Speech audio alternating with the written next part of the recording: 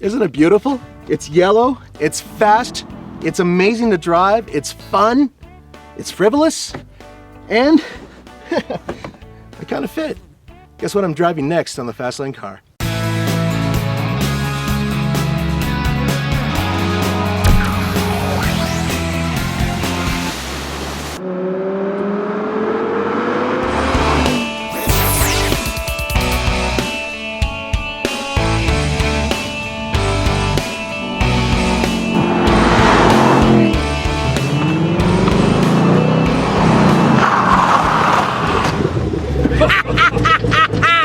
Ladies and gentlemen, I am in the fastest, baddest ass Camaro ever made in history. This, my friends, is the ZL1. Nathan's been driving this car the entire week, so I'm gonna let him do the review. But I was lucky enough to drive it on the racetrack. And I have to be honest, I was terrified to drive this car because it's got so much power, so much weight. And there's one word that best describes it in my mind. And that's surprising. The word is pussycat. It is, it's a pussycat. GM has so much technology built into it that it is surprisingly easy to drive fast. Can you see the daylight? Can you see through here? That's because this is actually a functional hood scoop. It's made out of carbon fiber, it's an option, and not only does it cool the engine down, but it takes air up and over through the hood and over the roof of the car for aerodynamics. Cool. Nathan, I have to admit, when you see this car in your rearview mirror, it looks mean and angry. It's badass. It looks like it wants to whomp on you. It looks like it's ready to kick your ass, and when you drive it, it pretty much can. Yes, it can.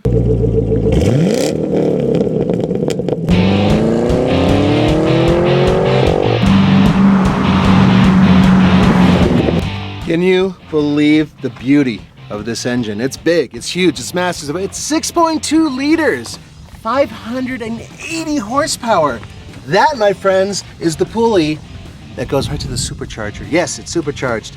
556 pound-feet of torque, and it's hooked up to a 6-speed manual transmission. You can't do any better than that when it comes to American muscle. You know, people give us a lot of, shall we say, doo-doo, and they poo-poo our stories because we're always trying to get ourselves in the back seat. Because let's face it, these cars are meant for front seat driving and enjoyment. But there are people who actually want to put their kids in the back or their friends. In this car, kids, no friends, because getting back here, even with the seat up, is quite the chore. And yeah, my head in no way, shape, or form fits. Folks, have a look at these gauges here. It's pretty cool that they're located here, right? Here's the problem. This is your boost gauge. If you look right down here, the boost gauge indicates how much boost the supercharger is giving you. It would be really nice if that boost gauge was right in front of you, wouldn't it? So that way you didn't have to look down to see it. Yeah, I know. Yellow and black. Bumblebees, stupid movie and everything else. Big deal. You know what? At least these black components are functional. This, yeah, it really works. But if you have a driveway, good luck getting up it. These Eagle F1s from Goodyear, they're basically slicks, which is good, unless you're on dirt. And then the rest of the aerodynamic package is very carefully and actually fairly subtle in terms of how they've integrated it into the vehicle.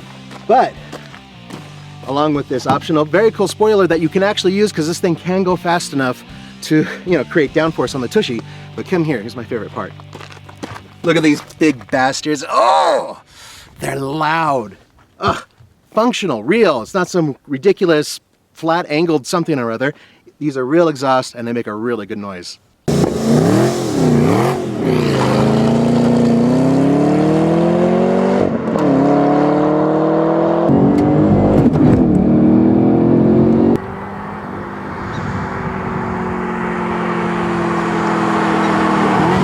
This car has the magnetic suspension that Cadillac developed. Basically, it's a bunch of goo with little metal particles inside, and when you electrically charge it, it firms up. It's like instant Viagra.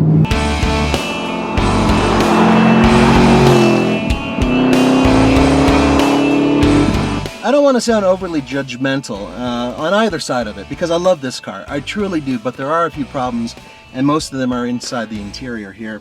Mainly a lot of cheap plastics, and the fact that General Motors is still using a digital readout that comes from 1983. It's green on black, and it's ridiculous. It looks like it belongs on an old Casio watch. Fortunately, these seats are more comfortable for me than Corvette seats. Not kidding.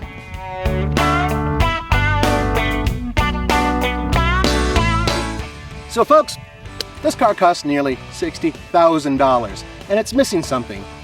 See this? This is a key. Roman, go ahead and fire it up. You bet. You need a key to fire it up? There's no button? No keyless? Kind of weak. But that's okay.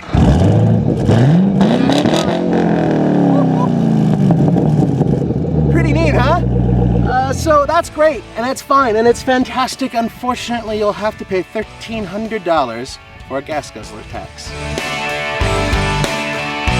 I think I know the answer, Nathan, but I'm going to ask anyway. On the TFL scale of buy it, lease it, rent it, or forget it, what do you give it?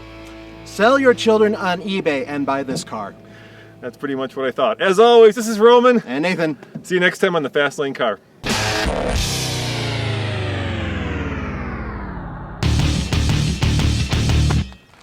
Jump! I bet you're wondering what this competes with, and pretty much one car comes to mind. That would be the Mustang Shelby GT500. It's more powerful, but this handles better, I guarantee it. Now some of you might say, oh wait, what about the BMW M3? Yeah, well, kind of, sort of, at least in handling, but in terms of market, no. This is pretty much just this and the Mustang. That's about it.